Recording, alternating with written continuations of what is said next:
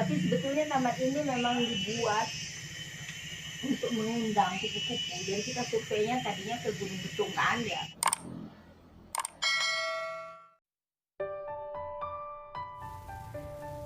Halo, buat kalian yang menyukai kupu-kupu, ada baiknya nih simak secara langsung sosok ahli biologi yang sangat mencintai kupu-kupu.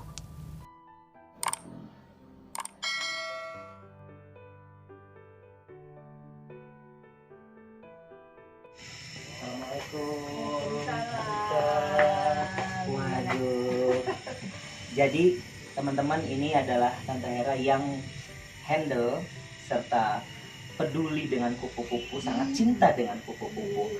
Tante sebenarnya ceritain secara singkat, apa yang membuat Tante mencetuskan tempat ini dan tahun berapa sebenarnya?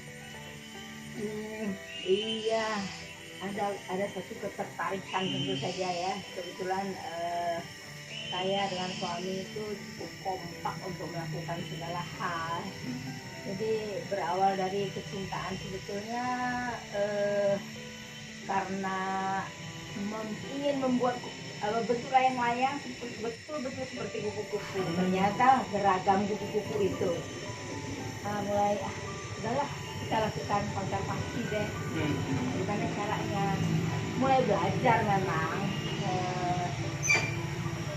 Melakukannya nggak langsung dapat lahan ini, tadinya di kota, di rumah gitu.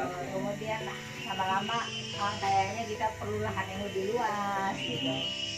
Akhirnya memang kita kerjasama dengan kehutanan, dinas kehutanan, dapat konsesi lahan. Kemudian itu memang ada berproses juga, bikin proposal dulu, presentasi, minta supaya ada legal aspeknya. Akhirnya kami mendapatkan tentu lahan memang untuk konservasi kupu-kupu, dan ini lumayan dapat.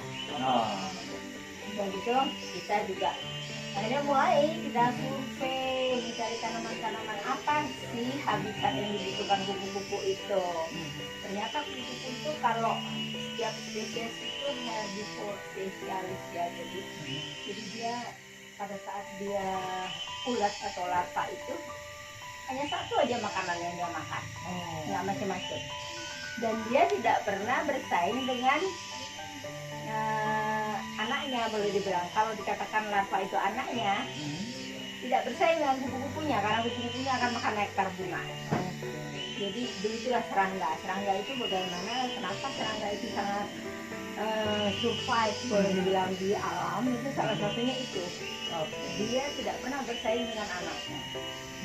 Jadi dia makanannya larva, pada saat larva daun ya, daun-daunnya juga tentu. Jadi dia tidak bersaing sesamanya. Spesies A, spesies B, spesies C itu tidak bersaing. Yang ini makan ini, yang ini makan ini, gitu. Nah itu mengenali apa sih makanannya, nah itu. Terutama tingkat larva. Kalau dia udah jadi kupu-kupu, semua dia makan nektar apa, bunga apapun bisa dia makan, kecuali dia punya satu kayak sedotan gitu, panjangnya tuh tidak sama. Ada yang cuma 1,5 cm, berarti tabung bunganya harus pendek. Ada yang bunga soka yang misalnya 4 cm tabung bunganya. Proboscis kupu-kupu juga ada yang 4,5 cm. Jadi maka itu di sini itu kita tanam, ada soka, ada lantana kamara, ada jarong, misalnya harus beragam, memang beragam. Kayaknya kalau orang landscape bermegah banyak banget sih macamnya, dan itu memang harus banyak macamnya. Jadi kalau ada sekarang tercatat ada 188 spesies kupu-kupu, berarti ada 188 spesies tumbuhan pakan larva yang mendukung kehidupannya. Nah itu yang satu persatu dicari dengan survei. Kami datang ke pulau-pulau kecil di Teluk Lampung, naik gunung, ke TMBBS, ke Tulang Bawang, kemana-mana mencari pakan larva itu. Mencarinya kadang-kadang nggak sengaja, kita lihat kupu-kupu itu, kita berhenti sebentar, kita lihat dia bertelur ya kita. Tapi kita memang udah kenal Jadi misalnya kalau dia Papilionidae, dia sukanya misalnya famili Rucaceae, jeruk-jerukan, Lauraceae, nanti Alsicum misalnya, terus Aromaceae, Trichia dan sebagainya. Jadi kita udah tahu duluan. Jadi ini pasti disukai. Kalau dia jeruk, mungkin jeruknya macam-macam. Yang mana yang paling disukai? Oh ya, kalau ada jeruk pasti ada kupu dari karakter atau jeruk apa gitu. Saya cari. Kalau di awal-awal saya memindahkan ulat-ulatnya. Kalau misalnya itu bisa saja saya ambil dari kampungan karena dia akan dilindungi. Tapi sebetulnya taman ini memang dibuat untuk mengundang kupu-kupu. Jadi kita surveinya tadinya ke Gunung Bitung kan, di atas itu naik gunung bolak-balik itu.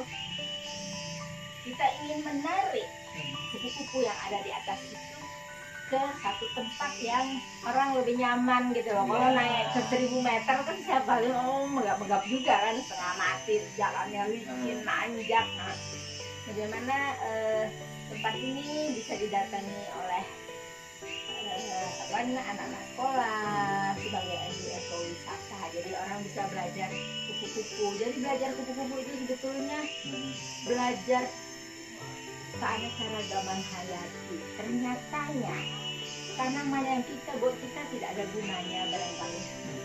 Misalnya ada jelatang, itu makanan kupu-kupu.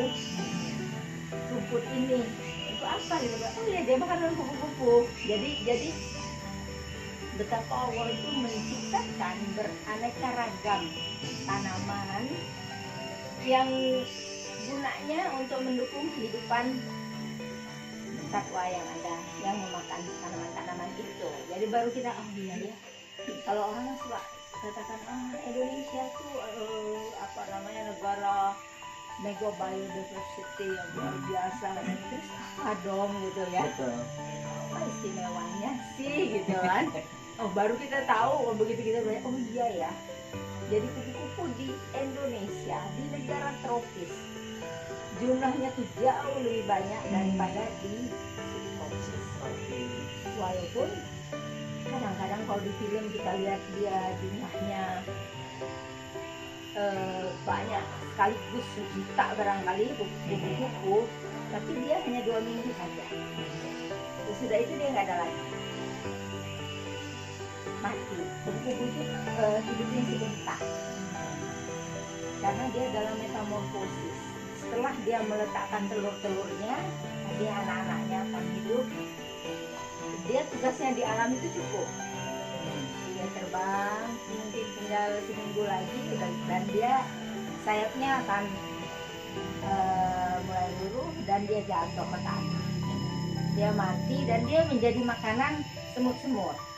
Jadi ya memang kupu-kupu itu kalau di alam ya, secara biologi dia adalah penyedia makanan buat tingkat tropis berikutnya. Misalnya ulat ya, atau lapa itu makanan burung, makanan bunglon, makanannya gitu-gitu. Jadi burung makannya tiap hari kan harusnya. Jadi dia banyak. Jadi kupu-kupu itu sekali bertelur itu bisa 100 sampai 450 misalnya telur. Satu hari dia meletakkan 100 telur berulang-ulang. Nah, karena dia adalah penyedia makanan, kalau dia nggak banyak, nggak cukup dong burung segala makan, ya kan?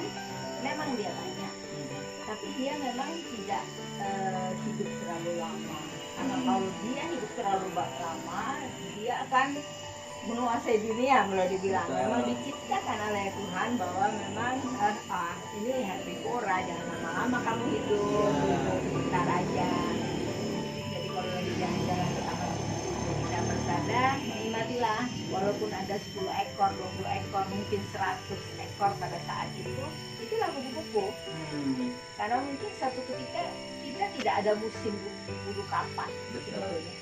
Karena dia tropis. Di daerah tropis ini netesnya telur itu tidak tertahan.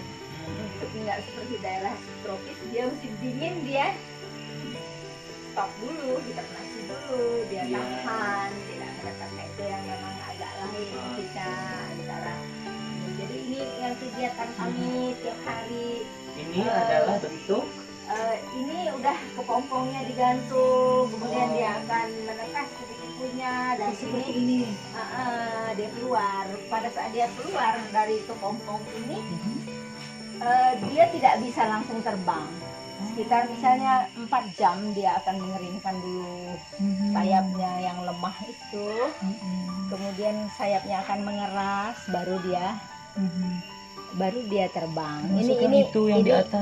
Ini kan sisa apa udah keluar ini berarti yang ini. Oh. Yang ini belum.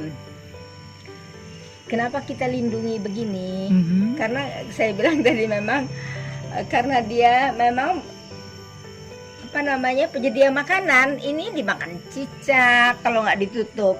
Jadi dimakan macam-macam. Itu dia udah siap terbang, itu udah boleh dilepas. Kalau dia udah seperti itu termasuk kupu-kupu langka, Credus helena. Itu makanannya juga khas, jadi daun Aristolochia tagala. Oke. Jadi itu yang dilakukan di sini adalah menanam tanaman-tanaman yang boleh lihat ini Tante? boleh. Sebetulnya makanan-makanan itu nggak bisa didapat juga di toko kembang kadang-kadang gitu. Kalau ini apa ini Tante? Oh, yang ini sebetulnya ini bukan butterfly, ini yang atlas, Attacus atlas. Tapi kalau yang ini butterfly. Ini terbalik sebetulnya ini. Oh iya. Ini harusnya ke atas. Wah. Meletakkannya. Dan ini harus dilakukan terus-terusan, kalau enggak Mhm. kupu-kupunya. Jadi yang ditangkar ini adalah sebagian saja. Oh. Yang lebih adalah seluruh kebun ini sebetulnya tempat konservasi. Cuman supaya dia lebih populasinya lebih terjaga, ada yang ditangkarkan, yang dipelihara ulatnya. Ini ulatnya. Nah ini yang sebentar lagi akan menjadi pupa. Boleh buka? Boleh. Ini nggak boleh diganggu kalau dalam posisi seperti ini. Dia akan melepaskan kulit terakhirnya. Ini namanya prepupa. Dia akan mengeluarkan kulitnya terakhir, baru dia akan membentuk kepompong. Jadi dia memang Yang sudah jatuh ini? yang jatuh ini kadang-kadang jadi juga, tapi ini sebetulnya ini pokoknya nggak usah diganggu deh. Oh iya betul. Masih bisa melepaskan kulitnya kalau dia berhasil. Dia karena nggak boleh dibantu sih. Kalau kupu-kupu tuh nggak boleh dibantu kalau dia lagi dalam proses itu. Nggak boleh diganggu juga. Wah, jadi kita dapat pemahaman secara menyeluruh dan lengkap ini bahwa ternyata kupu-kupu itu memang menyukai beragam macam sesuai dengan jenisnya si kupu-kupu. Tumbuhannya juga macam-macam. Ya, jadi spesialis dia. Jadi karena setiap spesies kupu-kupu menyukai satu spesies tumbuhan pakannya.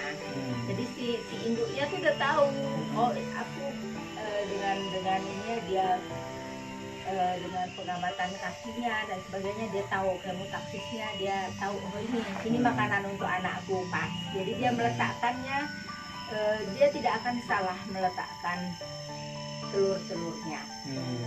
Dia udah tahu mengenali, aku harus meletakkannya di daun yang ini. Dan dia tidak pernah meletakkan di daun yang tua. Karena suatu ketika memang ada mahasiswa saya lagi kerja praktek, mereka bilang, Bu, kenapa ya larva-larva yang saya pindah itu mati? Padahal dalam lagi satu kerja praktek ya, atau penelitiannya itu mati ya, Bu. Saya lihatin yang larva yang baru netes itu, kalau kita letakkan di daun keempat misalnya, giginya kan masih lemah. Betul. Dia nggak bisa makan yang daun yang keras. Oh. Dia mau jalan ke ini kakinya masih kecil, dia nggak bisa mencapai yang daun lembut. Jadi dia ya udah mati. Walaupun daunnya benar. Makanya si induk kupu-kupu itu selalu meletakkan di daun yang paling muda. Jadi dia itu perilaku yang harus dimaklumi juga gitu. Makanya kita juga di sini menanam tanaman-tanaman pakan larva itu dalam jumlah banyak dan di mana-mana. Makanya memang taman kupu-kupu ini yang nomor satu adalah memang tempat konservasi kupu-kupu Sumatera. Yang pertama kita tarik dari daerah sekitar sebetulnya, benar-benar dari Gunung Ketung dan sekitarnya. Tapi ada juga yang kita ambil bibitnya, misalnya dari Pulau Tegal dulu, Papilio ceranthus kami ambil dari Pulau Tegal. Ada kupu-kupu yang kami ambil dari tulang bawang gitu. Jadi memang kita pindahkan tanaman inangnya beserta larvanya kita bawa ke sini. Bukan kupu-kupunya ya ditangkap, bukan kupu-kupunya. Jadi kita tidak berminat mengkonservasi kupu-kupu yang ada di misalnya dari Irian, karena itu kan daerah yang berbeda dengan kita. Jadi kita yang lokal aja, yang memang artinya apa? Kenapa dia lokal yang kita prioritas? Lokal itu berarti dia udah teruji ribuan tahun atau ratusan tahun bahwa dia cocok untuk daerah situ. Kalau kita ambil tanaman lain atau kupu-kupu dari katakanlah dari Brazil atau dari Irian, kita paksain kita tangkap di sini, itu kan buat dia sesuatu kasihan lah buat si kupu-kupunya ya, karena dia belum teruji bahwa dia cocok apa enggak di sini. Walaupun tidak diingkari bisa aja sih, apalagi kalau tumbuhan. Tapi kalau tumbuhan kita masukkan tumbuhan, misalnya tumbuhan yang nggak dimakan serangga apapun yang di sini karena tidak dikenali oleh serangga itu yang dikatakan tumbuhan itu misalnya pantangan yang di oleh kambas itu. Tiba-tiba dia menjadi invasif, mengalahkan karena dia apa? Kenapa dia tidak ada yang memakannya. Jadi tumbuhan itu sama sekali daunnya mulus-mulus, nggak pernah dimakan oleh serangga karena serangga tidak mengenali tanaman itu baru, nggak disukai. Nah, itu yang kenapa kita mesti hati-hati memasukkan spesies flora fauna dari luar ke daerah kita. Kita lebih suka yang lokal. Ya walaupun kecil kupu, ya itu kupu kita ini punya Lampung loh, gitu. Yang sebeli kupu itu. Ini yang besar, paling besar kita punya mungkin cuma 18 cm, ya itu Lampung punya. Orang punya lebih besar ya udah. Kalau pengen lihat kupu-kupu yang ada di Irian ya bilang di Irian gitu loh. Sama aja kalau misalnya pengen banget lihat duit dan itu Belanda ya. Betul. Nggak mesti heboh banget di Iya. sini kita banyak gitu ya kan ya, kira begitu. Terima kasih Tante Oke, buat waktunya. Jadi kita sama-sama. lebih paham nih tentang kupu-kupu dan seperti apa proses penangkarannya dan juga tadi pengembangbiakan dan yang lain-lainnya. Jadi silahkan datang ke sini. Tante tidak ada setiap waktu, tapi kalian bisa lihat di area Taman Kupu-Kupu Gita Persada. Terima kasih Tante. Oke, ya.